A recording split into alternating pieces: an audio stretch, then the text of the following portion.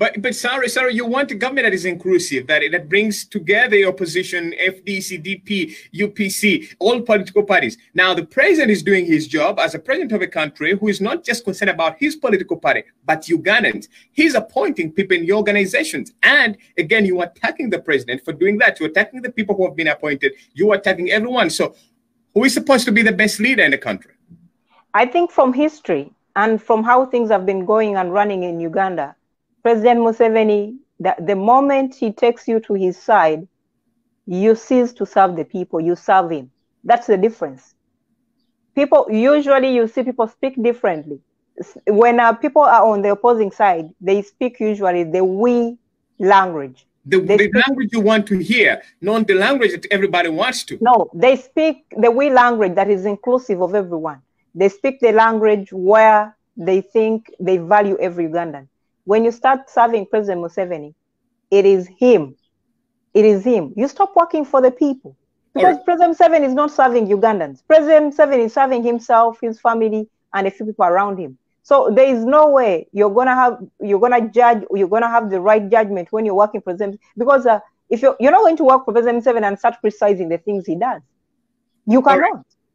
You either have to choose. That's why you see people when they move over to the side of President Museveni, the things every day they criticize, they've been criticizing on a daily basis, they start behaving as if they are completely fine and everything is okay. So what does that mean? They know it is bad. They know whatever they've been criticizing is wrong. But at this point in time, because, you know, they've started eating from his hands, they start to behave as if nothing is wrong or they don't see anything. So if everyone, you know, you cross over and start serving him, your independent mind of proper judgment, of analyzing things, ceases to accept. To exist. So you have to think like him. You have to do what he does. And the most important thing, I think those people, definitely know when they start serving President Museveni, you stop working for the people or you stop serving Ugandans. You start serving President Museveni as an individual. All right, sure. Sorry, I want to thank you. Daniel, I'm bringing you in, and Richard, I'm bringing you in. So guys, I want to thank you all. It's very interesting that's how politics of Uganda is running, and everybody's against each other, but that's what people want to see. Some people want to see and others want to see unity. Let's get straight to the issue of elections. And Daniel, I'm going to start with you on that issue. Everyone is talking about it. 2021 is just few months away. We're now almost past half this year. However, the problem is many people are in their houses, many people are down financially, many people are down mentally, many people are psychologically affected, but that doesn't change the political wing of the country. That doesn't change anything in the world. Things have to go on. Business as usual, one may put it. Now, let me ask you, Daniel, you were so great on issues of policy, and I like you for that. You and I know each other on such issues, but the Electoral Commission says, we are going to do a very great move.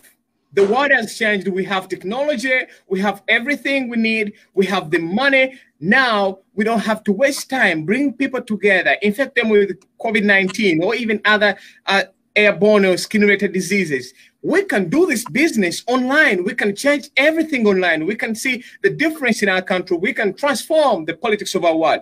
Today, let's go electronic. Let's go scientific, as many people put it. Daniel, your opinion on how the government is handling this entire situation? Well, David, for me, I feel like, just like I mentioned earlier, I feel like COVID-19 came as such an amazing gift to President Museveni because he was very unpopular. He was scared of the election this time, and he's trying to manipulate the effect of COVID-19 towards Uganda. We all know Museveni doesn't care about Ugandans. Because you cannot tell me that you're trying to protect people from getting sick when you're starving them in their homes and when the security forces are preying on their human rights and freedoms every day and every night. So logically, that doesn't add up to me. But for me, let me take you back, David, that we all know that government foiled proposed electoral reforms that would ensure a free and fair election. And they kind of scrapped up something and they renamed the Electoral Commission as part of their reforms that they saw that would help, and renamed the Electoral Commission as the Independent Electoral Commission. I feel like right now, the Electoral Commission is on a test. Its so-called independence is on a test. When you are an institution like an Electoral Commission and you're preparing an election, you're not preparing it for you and for yourself. You're preparing it for stakeholders that are involved, like the people who are going to contest and the voters. And when you're making any decisions, you have to consult these people. You have to consult the stakeholders, even if you're not going to consider their opinion. But for us to know that you're really up to standard and you're going to prepare a free and fair election, we would expect that from you. That check, they have failed. Secondly, Museveni right now, he's strategically plotting to instate a state of emergency, whereby constitutional law is limited during the state of emergency, and he does not have to consult parliament, he does not have to follow the constitution. He can come up with ideas as he deems viable for the situation that is going on in the country. And that's where I see that much as this move to go for a scientific election is going to be challenged in courts of law, still the president will have space to open for that I have for you. People have been asking this question: why did the Electoral Commission go to the president for some consultations? He sued the president. Isn't that right? Legally, is it wrong for the Electoral Commission to consult with the president? Based on what we see in the country, COVID-19 is eating up everything. Worldwide, countries are under lockdown. What does it mean? No, they did not only have to consult. Yes, it is okay to consult to the president. But the president is a political player in the country and is going to be one of the contestants. If surely you were up to up to something good, you would also come and consult the opposition members who have come out clearly and declared they are interested to compete with the president. So going only and consider the idea of the president was wrong, and it is an indicator that you're not up to preparing a free and fair election. But on the other hand, David, I want to show you that Museveni understands the power beneath the votes. Because right now, young people have been awakened, and this is what we are saying to young people, what it means to the people power. Because beneath that vote, you're not simply voting because Chagulanyi is entitled to that position or Museveni is entitled. That politics is vague and it's done. You're voting and you're deciding whether the hospital in your village is going to have medicine. You're voting to decide whether the teachers teaching your children in a local school are going to be paid fairly. You're voting to whether the economy where you're struggling and hustling every day is not going to be devoured by a few individuals and you're left hanging with your entrepreneurship ideas. That's the power beneath the vote. And that's what we are telling Ugandans as people power. That's the power. You're not simply voting for Museveni because he is entitled. That politics is old school, it's done. And that's why Museveni is afraid of this people power force that is as an enlightened young Ugandans and a lot of Ugandans, even older people, even rural people and urban people, about the power beneath their vote. So he is scared. And the only scapegoat for him is to plot this scientific election where he can easily manipulate the system and you know, steal the election. But all right. So the thing has been, all of you guys have had a very wonderful moment of saying, well, we own the internet, we own the diaspora, we own everything. That has been the slogan of opposition for the last 1 or 2 years. Yeah. Now the president has given, the public has given you the opportunity, let's go scientific. You control the science in terms of information online. So now you're complaining again over the same issue that, well, this is not the right move. Why are you complaining? Yes, you've been advocating for the same incident over time. David, yes, the internet has been a very powerful tool for our work. And that has been only around the urban areas where people can afford the internet and where it is even accessible. There are people in rural communities in Uganda who cannot even afford a smartphone.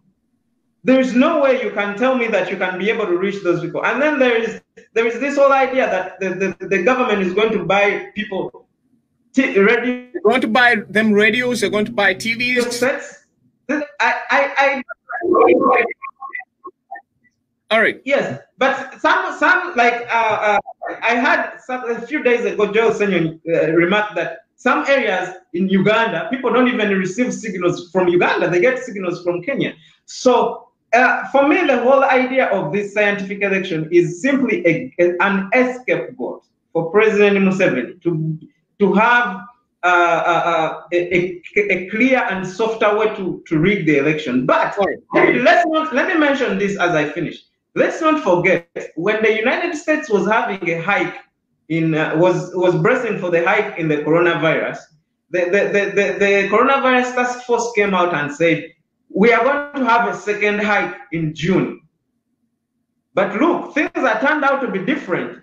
So I don't think it is reliable for the Electoral Commission to come out and declare right now, we have so many months ahead of us to brace and prepare whether it is viable or not viable to have a scientific election or to go for the normal election. I feel like they're off target. I feel like they've made a decision early, and it's not going to be a reliable decision. It is going to make the election confusing and disastrous. All right, thank you. Let me bring you in. You guys, some question I posed to Daniel. You know, you've been celebrating. You and we've had discussions over the same issue. The internet is owned by most especially people power. You control the internet. You control social media. You control everything. Now you feel you're beaten down 100%. You think the idea of conducting elections through internet won't make sense. What is your opinion? Let's concentrate on getting to power, and let's find a solution. The first thing that Museveni is doing and his group, they have been trying all along a political maneuver of how to get rid of people power and Honorable Kyagulanyi out of the politics of the country, because it is going to give them 90% defeat, which is imminent, and they will get it. And what is the outcome of all this? Because the more you are trying to twist these things that is already a failing strategy, what you are going to create is you have opened a civil war. In every conflict of the world, in every conflict of the country, the solution to the conflict is always an arrangement of an election. The moment you tamper with an election of a country, in a country like that, Uganda is today, that has been awakened up by people power, you have opened a civil war, which is going to happen on the ground. Let's take a working example of China. When China Mao Zedong entered the civil war between North Korea and South Korea, because he wanted to consolidate his power of communism and Marxism into China, which is Museveni is trying to do, get his son. He has been ruling the country for 34 years, wants to get his son into the power like North Korea, like the way they are doing. Who lost the war? The first casualty of Mao was his son that was preparing to put into power. The same thing is going to happen to Museveni. Well, yes, this is going to happen to Museveni. The son of President Museveni is going to die in this civil war. I don't think he knows where he's taking the country. All right. So this is the very important question to you, Richard. Some of the petitions that have been put in place by most likely Joseph Kabila, for example, he looks at it that maybe the Electoral Commission should do nationwide consultations. Now, the question I'm going to ask you is, how are they going to do nationwide consultations when people are being infected by coronavirus? Okay, let me give you an example, a record. I was watching a program recently, maybe 2 days ago, and Kiza Besige, with all these NRM people were in a town hall consultation meeting. And Lumumba said it clearly that now the stake, that there is a complication in the electoral system, people have rejected it. It's now up to us as a registered political party on the ground, not knowing that Honorable Kyagulanyi doesn't have a work, it's just a political party. Because the key, as I told you recently, is to get a transition whereby Museveni carries on his rule with the few political participants that are willing to go with him and lock out Honorable Chagwe out of the political system, which we Ugandans have said no. This is where the issue, where Besigye, because the two players are two, Kiza Besigye and Honorable Chagwe. The moment they said no, the legitimacy. Let me give you an example. When Ssenyonyi joined Obote, who achieved his election in a comfort zone, did Museveni fight a long struggle and fight and defeat Obote? Yes or no? Yes. That's what Honorable Chagwe is going to do with Besigye. Defiance, and on the ground, someone is going to stand in an armed struggle and liberate the country. I'm giving you this because I can see where the things are going. And who is going to lose? The way Museveni is doing things is going to get out of this country with the Kavera. The way he came with his parents is the way he's going to go.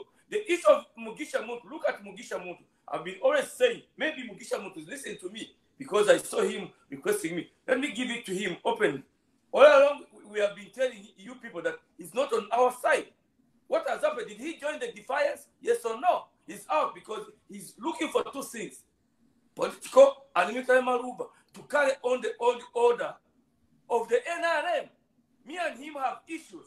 But look what is happening on the ground. At such a time, how do you, if you say you are a liberator of the country and you want the country to move forward, why don't you join the defiance, which is going to liberate the country? Do you want us to go into a transition where Museveni is going to keep the old order? All right. No. Sure. Let me jump in a little bit, David. I think what Ugandans need to understand, Ugandans that have access to the internet are only 2 million Ugandans. It's 2 million Ugandans that have access to the internet. And that number, I believe, lowered a little bit when they introduced OTT. Because so many people went off internet with the introduction of OTT because they cannot afford to pay the daily fee or the monthly fees because they are expensive. So basically, whoever is introducing this is the members of parliament who supported OTT must be scratching their heads right now wondering what they did because they shot themselves in the foot. And for President Museveni, for right now to come and say, or electoral commission to say they have, they need a scientific election, when they know very well that less than 2 million Ugandans have access to internet, it is a total joke. Because this election, who are you preparing this election for when you have over 10 million voters who are not on social media? How are they going to vote? When you wake up and say, Uganda has 33 radio stations, of which, even if they are some are privately owned, they are under the arm and control of the serving government. You cannot just wake up and say, if President Museveni says, I don't want to see Bobiwine or Honorable Chagulani on NBS, he was threatened by wanting to take away their license, so they will not have them there. And you have the other huge number of people on social media are people in the diaspora. And I've seen, they want people in the diaspora to start voting and people in the prison. But you know, you want to do all this, but you haven't even set up a systematic way or a strategy of how you want to do it. So the scientific election is a joke. For starters, I heard President Museveni says that he's going to buy people radios and TV. If he failed to give Ugandans a mere posho and beans, people, let's get serious. Ugandans were getting 6 kilograms of posho. That's about 6 kilograms times if posho costs about a kilo 5,000, that is 30,000. That's almost that's about $10 or less, about $8 or less. And if Ugandans could not get posho and beans, and now you want to buy them TVs, and let's be serious, you know, with the rate in Uganda, people don't have, you know, the rate at which people don't have electricity, or if it is there is no real, you know, you can't be, there's no, you're not, it's not reliable. All right. So you don't know when it's going to be on, you don't know when it's going to be off. You know? That's weird, but the president is looking at how do we spread the information now. Kids are going to be studying on e-learning. Everything is going to be online. So Let's forget all that foolery. Any president who cares for his people or her people will consider bringing means on how people will get the information. And the president and his team are saying, we need to buy radios for these people who need radios. We need to buy TVs for these people who need TVs. Isn't that the president who works for his people? David, my family stays in Gayaza, and I have in my home there. My mother has grandkids. Gayaza is only 10 kilometers from Kampala, but since the lockdown, they've never gotten any single notes from their school about study. I'm just lucky in my family, there are teachers who are able to, tutor these kids during the holidays. So let's stop this foolery. There is no e-learning. E-learning is for students who are studying in schools like Kampala Parents, where parents who are, because you saw Kampala Parents has been asking the parents to pay 1.8 million for students to be able to access information. And for you to be able to take your child to Kampala Parent, you are able maybe to buy a tablet, or you have even a smartphone that you can access this information. So who are you talking about? If you're talking about students who are studying around Kampala, Kaboja, Kampala Parents, all those schools, e-learning makes sense. There are majority of Ugandans. I'm talking about students in Chanamukaka, students in Uwero, students in Mitiana, students in Kalangala, students. I'm talking about 90% of the students. When you're talking about Kampala, schools around Kampala, that comprises even less than 5%. Sir, I want to thank you. But let me go back a little bit to the scientific elections. Right. Scientific elections do not work in Uganda, and they will not work. All right. I'll give you an example. Even in countries like America, where scientific elections happen, you know what happened in the last election? Right. What happened in the last elections? Russians hacked into the servers, because America has the popular vote and then electoral vote. They hacked into the servers. You saw what happened with the electoral vote. Hillary won the popular vote, but the electoral vote where it was hacked, you saw what happened.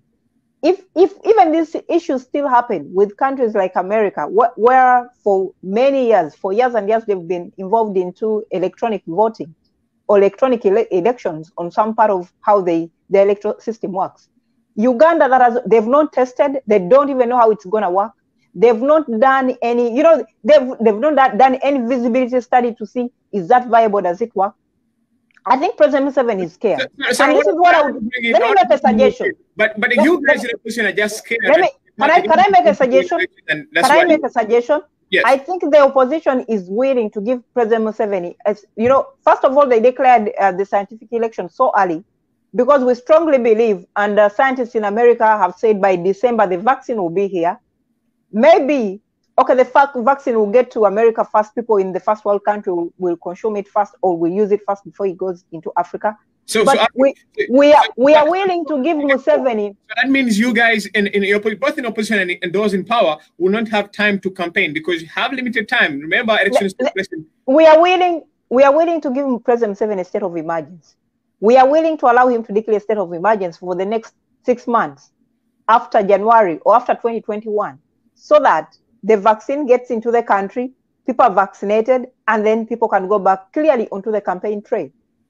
All this is done. You cannot cheat Ugandans out of voting for change. What he's doing right now, he wants to cheat Ugandans from electing, from getting change. Ugandans are so frustrated right now. You've denied them food, because the simplest thing President Museveni would have done right now to save face and say, okay, President Museveni for once works for people, would have been to give people food. Museveni did not buy this food. Most of the food was donated. We saw so many companies donating food. And the question I'm gonna ask, where is the food the companies donated? If people in Kampala, if people around, even the mere around Kampala did not get food, and what have you done? I've seen President Museveni locking out border borders because he got information border borders belong to the rich, which is completely wrong. And what has been happening? Over the weekend, my particular home, my parents' home have been robbed over the past weekend. All these young men who are doing border have turned into thieves. All right. So, and I feel sorry for the people in Kampala, because you're going to hardly, because the people used to celebrate their sleeping. People are going to hardly get some sleep right now.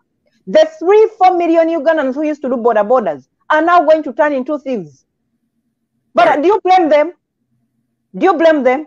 So President Museveni, let him declare a state of emergency for the next 6 months and let the vaccine get to Uganda and let people go back in the field, because he's not going to rob people the right to vote for change because he's really scared. I know he himself and his people around have benefited so much into this COVID, situation, but at the same time, people need change. But at the same time, you must know this also does not affect only the opposition. It affects also the new players. There are people in NRM who want to come onto the balance. There are people in NRM that have been sleeping and people they've done nothing. And they want to go back into the electorate. So I want to thank you, but I want to bring in Nurdin. Nurdin, I'm going to take you off from where Sarah stopped, but let's look at the key issue of the judgment made this past week for the prisoners and the people in the diaspora to engage in voting or engage in elections that take place in Uganda. Nurdin, what is your opinion on how the government of Uganda and how the judge probably looked at this situation? Now, we should remind our viewers that this petition was not put yesterday. At first it went into Parliament in 2018, and it went, no, sorry, not in Parliament, but in courts in 2018, and it was dismissed. The man behind it continued to pursue it. 2020, history was made. The diaspora people, the people in prisons can now vote. Question is, people are saying, well, this is not the right time for it to happen. Now, the question will be, when will the right time be? Noted. Let's get started. Thank you so much. I'll start with a kind of correction. According to Internet World Statistics, it says that that is the website that monitors people using internet in the world. They say that by 2019, Uganda ranks number 7 as internet user, that is having 41% of its population using internet. That is around around 17 million people. That is a correction. David, I wanted first of all, before I go to the issue of voting. I'm going to give Nurdin time to first air out the views. Nurdin, let's keep going. Yes, before I go to the issue of the court, I have an issue to do, something to talk about the scientific election. The scientific election would be the approach, given the situation that we are having right now of coronavirus, because everybody looks forward to how we can try to avoid the spread of the virus. However, there are a lot of limitations that come up with this kind of. There are few questions I'm going to raise, unanswered, but they are very elaborate as to what. Now, if you look at really in Uganda the situation, will the media be enough for all the candidates? That is one question. Another question. Will the opposition really be given enough time on the media, given the fact that they have been all along deterred from using the internet? From using the media. You know, how several times been chased out of studios and all that. And if you look at situations like Honorable Kyagulanyi, who has been barred from all radio and TV stations, do you think it's going to happen if they are to do that? Thirdly, will the government, will the contestants really have enough time? All the contestants, be it or whatever level, will they really have enough time and will be to be on both government and private media? Right. And another point to note is that, you know, if you're using media like internet and all that, you'll find yourself that the law, somebody whose campaign will be governed by 2 laws. One, right, the media law, and another one is the Electoral Commission law. So in this regard, you'll find that there will be a lot of chaos. So I think you guys have, one of you has a background noise, so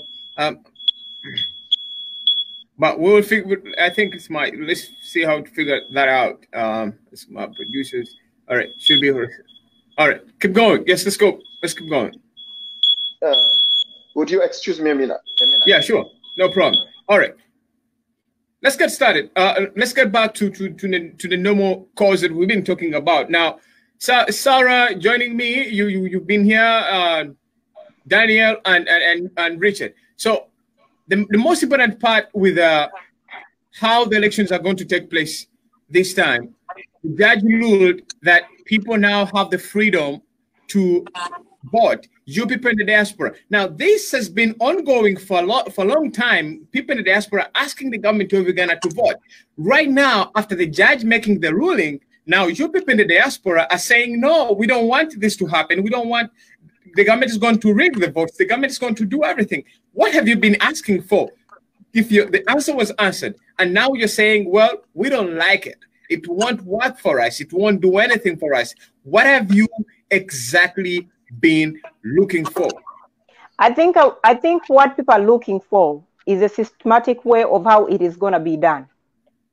I do not, if I'm going to cast, first of all, the best way it's going to be done is for example, the embassies to start with registering people in the, for example, I'll say, let embassies register people in America and know, and it is put out there that in America, there are, let's say, 100,000 Ugandans.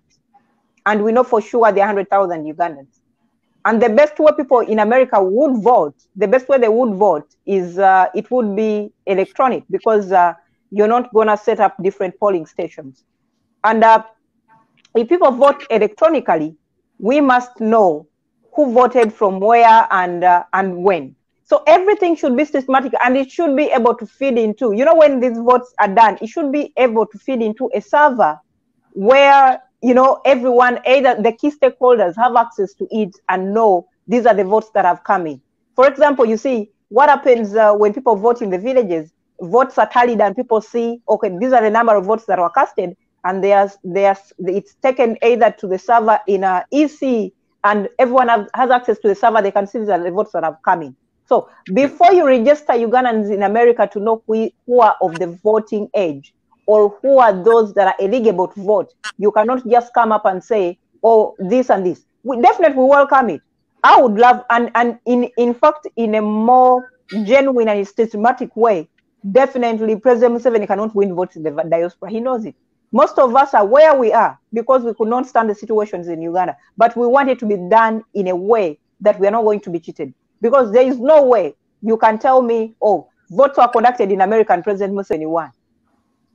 That's completely impossible. As much as they could be having maybe some supporters in America, but majority of Ugandans who are here either left because of the political situations, or were just frustrated with things not running, or unemployment, or a number of issues, and they came to the diaspora. So we are asking, we welcomed it. It is a good move, by the way, to involve the diaspora into the voting, because as much as you're not only going to be interested in taking money away from the diaspora, when you see remittances that come into the diaspora, from the diaspora to Uganda, it is a lot of money for us, for them not to involve us into the decision making. For example, like voting would be key for the people of the diaspora, depending on the amount of money they contribute to the economy of Uganda. Right, we would love to be part of the voting system, but we want it to be done in a proper way. Register all people, and let's know the number of people, like 100,000 people are eligible to vote, and let it be done systematically. We do not want, you know, out of the blue mambo jumbo, you come up and you say, and you start voting in the diaspora and you start rigging. We will not allow that.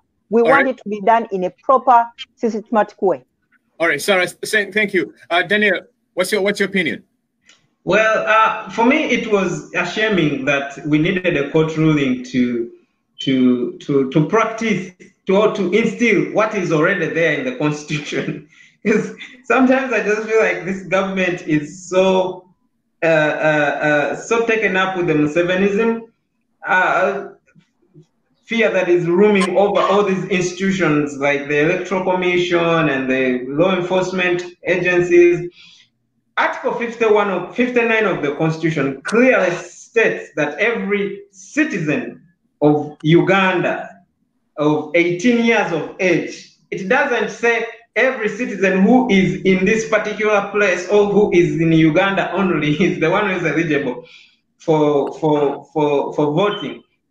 And then in the second part, it goes on to mandate the government to do all necessary means to make sure that these people who are in prisons, who are in the diaspora, are able to vote. This has been in our constitution since 1995 when this constitution was enacted. But because there is a rampant and unimaginable system where there is no rule of law, such provisions are undermined and they are overlooked because they are affecting the person of Museveni. And just like I would agree with my colleague Sarah that obviously before you arrange these things, you have to have clear data. You cannot just jump in and say, okay, now there is a court ruling, we are going to make the diaspora and the people in the prisons vote. With the system we have in Uganda and the political structures where it is infiltrated with thieves and egocentric people, you cannot ensure that this system will be used for the right reasons. Well, the point here, Daniel, is the argument has always been the judicial system is not independent. They don't make independent decisions. Now they are trying to act as what Ugandans want, and still even the fair judgments they make, you still come against them and say, well, this is not the right time to do this. No, David, the thing is, we did not, the thing that I'm trying to show is that we did not need a court ruling. This provision was already in the Constitution. Since 1995, when this Constitution was enacted, we did not need a court ruling. It's just like previously when people were saying the court ruled that Kyagulanyi should now sing. Who said that Kyagulanyi was not? It was already in the Constitution. It was his right to sing. We did not need a court ruling for him to be able to sing. So the regime is making Ugandans think that it is doing them a favor to do some of these things. But David, let me tell you something. The principles beneath democracy are not offered by an individual. These principles are attached to our humanity, equality, freedom. These things are so human that no other human being can take them away from you. Museveni is not the one to determine whether someone should do this or this should be done for people to vote, or it is human for people to decide who should govern their country, who should govern the agenda of their country. I want to thank you so much. I want to thank you, Daniel. Let me go to because we're running out of time. Richard, what's your opinion on the court ruling that now you people in the diaspora can now cast your vote and say, well, I know you support Honorable Robert Kyagulanyi, so you now have the right to go ahead and say, you know what? Yeah, I'm casting my vote. Yeah, it was good, but when they are controlling the system, they'll use it as a rigging system. But let's find a solution for this Uganda problem. Because it was Museveni's mistake of making Uganda the way it is, the way out would be, number one, there should be an amendment in the Constitution to let Museveni step down as soon as his mandate is finished and the Chief Justice of Uganda takes over the leadership of the country. The parliament must remain for 6 months. There should be a new reorganization of the election. Which way? Even if we have COVID-19, there are ways that we could do proper voting. An independent electoral commission with new machines, supervised and monitored by the United Nations. Number two, there's what they call massive campaigning, because by using public address system where people remain in their homes, in their places of work, and Honorable Kyagulanyi, Museveni, the NRM, the DP can go out in the field and campaign. The security, the army, the prison, the interior security organization, the police should monitor the population. Everyone must have a mask. As Museveni himself has said that they are making masks for the whole country. Now, the issue of radio, for example, if Honorable Kyagulanyi went to Karamoja, he would use the public system that he has to air his views to the people. All right. And use the radio in that area. But you cannot say that the government is going to allocate airtime to the opposition. Even right now, some of the opposition people are not allowed to use the existing media to talk. Now you tell us, in a free and fair election, everyone is going to be given an opportunity. People are going to be left out, and there's going to be chaos in the country. The only way out for Mr. Museveni says that has been winning an election, is for him to step down. We have the Chief Justice takes over the country, and the Parliament remain for another 6 months so that we organize a new and free and fair election that is acceptable. If he Richard, thank you so much. Yes, if he refuses, then what is going to happen is up to him. All right. Nordin. Yes, please. They have the right to vote. You have the right to vote. You don't have to travel back to Uganda. You can continue to use social media and other platforms to talk about politics in Uganda. No more complaints. The government has done its job. The judge did her job. It's now in your hands. What's your opinion? Thank you so much, David, and other people on the panel.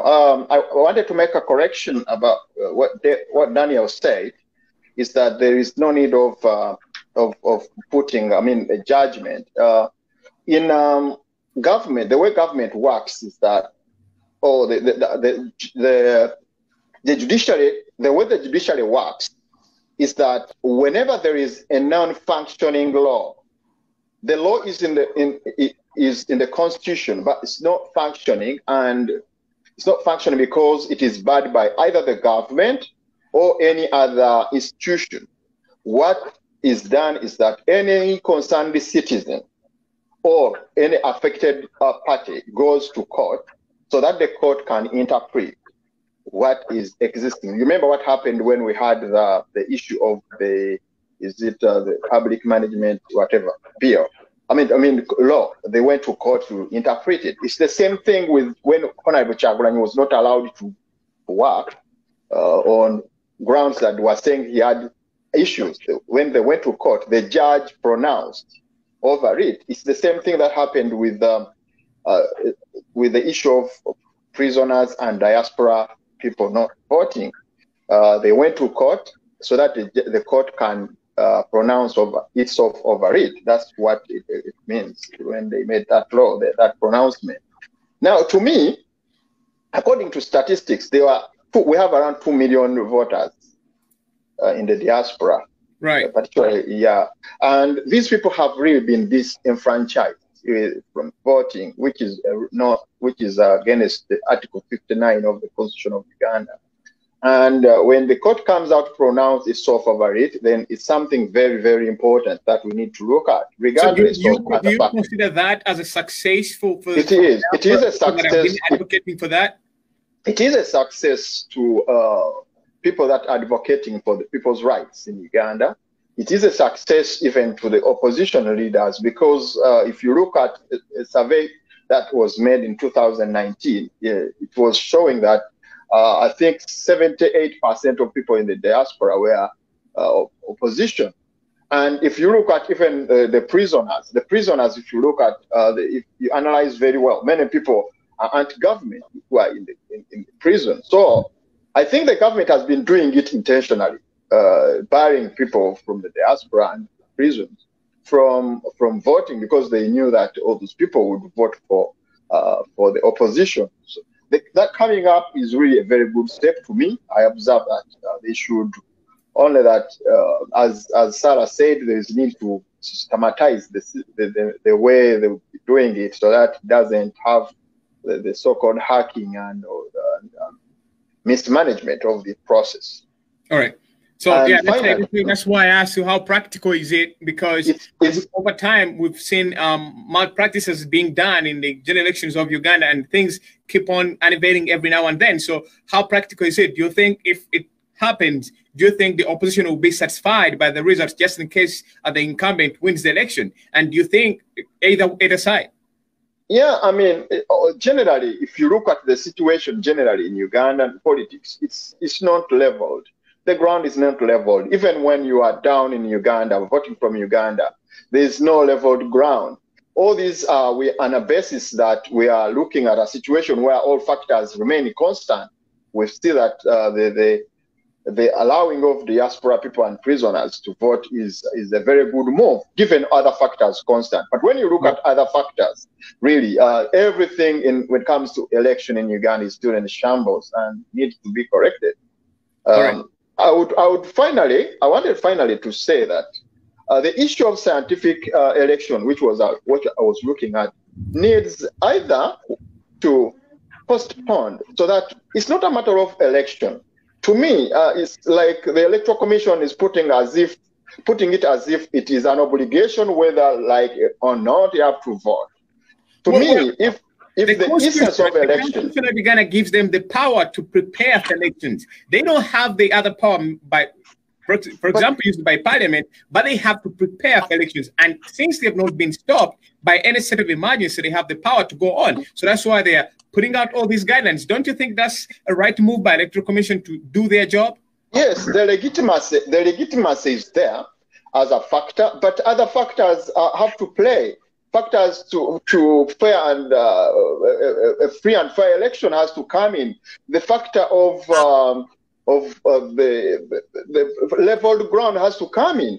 So right. It is not only the issue. The Parliament can come up and pass another law or bring another law that can extend the election for some time as we try to level everything. I mean, to level the ground. You cannot expect somebody who is not known, especially the newcomers in politics, to be known by a person who is very far down in the local parts of the country, and they need a physical appearance. Sure, so I want to thank you, Nudin. Yeah. Sorry, but we've ran out of time, so I want to thank you all guys for your submissions. I'm sure people have gotten what you guys have, and I just thank you for giving in your time to come and we share ideas. We see how things move on. So it is a great opportunity for me to to always have you around. We sit together, we have these discussions, we encourage each other, and we think about how the progress of the country should be. Now, let me give my closing take. We all know that politics is always like that, and it's always going to stay like that, and things will be like that. However, the difference that we have in the current situation is how we handle the situation. Now, for example, we are living under an economic crisis. We are living under a health crisis. We are living under different crises. The question is, when you're voting for that candidate, is he the candidate or is she the candidate who is going to represent what you need in your constituency? We blame these politicians, but these politicians do not go there by themselves. They come back, they buy your votes. Remember, they're also working under corporations. So they report to corporations. They don't report to you. Now, ask yourself this question. As you're going to vote, whether scientific or you go lining up, whatever means that the government will come up with, are you voting for a candidate who represents your ideas, who represents your needs, who will satisfy what you want? Or you're voting for a candidate who is going to report back to big businessmen and women, to corporations, to people in the diaspora who funded these people? For that, guys, I want to thank you so much for your time. I hope we'll have another discussion. Sarah, thank you so much for being part of the show. It's a very great time to have you. Daniel, thank you so much for your time. It's always great to have you around. Richard, it's always great to have you around, sir. And Nuldin, thank you all, guys. We'll have the other discussion probably next week. And to all our viewers out there, we thank you for the comments. We thank you for your ideas and suggestions you already send us in the inboxes, through emails and other groups or platforms. We always appreciate that. For now, guys, have a nice week. And I want you guys to be honest with me. There is a new developing theory that Honorable Kyagulanyi is a good leader, but is not the best candidate for 2021. Sarah? Definitely, I've had those questions being thrown around. He is not the best candidate, but if to briefly break it down within the history of Uganda, we've I think in the history of Uganda we've had maybe one or two leaders that have come not out of the military rule. Most of the leaders and what we are suffering from right now is a leader who came from a military rule, who thinks, and you've heard him in some instances, him mentioning out that, I fought for this country, this is my thing. He still thinks he owns Ugandans because he went to the bush. No one sent Museveni to the bush. For starters, no one sent him. Some of us, when he went to the bush, we were not yet born. We do not know. Whoever is signed with that agreement, they need to undo that agreement because we were not there. None of the Ugandans, I'm sure, sent him to the bush. And we do not know what he was fighting for. And majority of us Ugandans who are here right now, We did not ask him. We don't know what he is fighting for. So if Kyagulanyi is not right, the question you asked who would be right. Because if you look at, let me talk about the potential leaders you've had. Then 1 second. Yeah. Dr. Besigye comes from a military rule. I don't, as much as for the last 20 years he has tried, I don't see him doing any different from Museveni because they have the same military background. Still will have that military iron hand, handling things than a normal way of handling things without a military background or without thinking, oh, I went to the bush. When I want to compare it a bit with American politics, America has leaders that come completely, I think a few leaders come from a military background. I don't know. Or maybe even none. You've had Obama come from a background that is completely, you know, he's a lawyer and all that. Now you have Trump coming in from a business world and is president. So they are able to test every guy. They are able to test every element, the bad and good, from all these leaders. But the best we have out of Kyagulanyi right now, why he's the best candidate, if I'm going to sell him in 1 2 seconds, is one.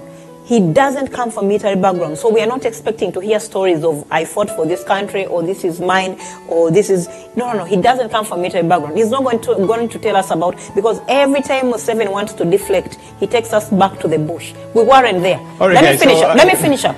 Museveni deflects by taking us to the bush, how they fought, how they did this, and Nakapiri, what, all those stories of Nakapeka, we were not there, we don't want to know those stories. Those stories he needs to gather people of his age, the 70s, the 80s, those are people who would understand those stories. Majority, 85% of the population of Uganda do not totally, they are clueless of what Museveni is talking about. So why Bobiwine is the right candidate? One, he doesn't come from a military rule. He's not going to tell us those stories. Two, Bobiwine resonates with 85% of the population. When he talks, they understand. Bobiwine has grown up in our eyes, in front of our own eyes. We know him, we've seen him. People who have lived far away from him, maybe they don't. I know him, I've seen him. I've seen Bobiwine when he doesn't have a coin. I've seen Bobiwine when he doesn't have a meal. I've seen Bobiwine in one trouser for the whole week. So he's really someone who will understand the problems of Ugandans, because he has grown up at a time and he has been able to fight himself through the tough conditions of surviving in a country, of a dictatorship,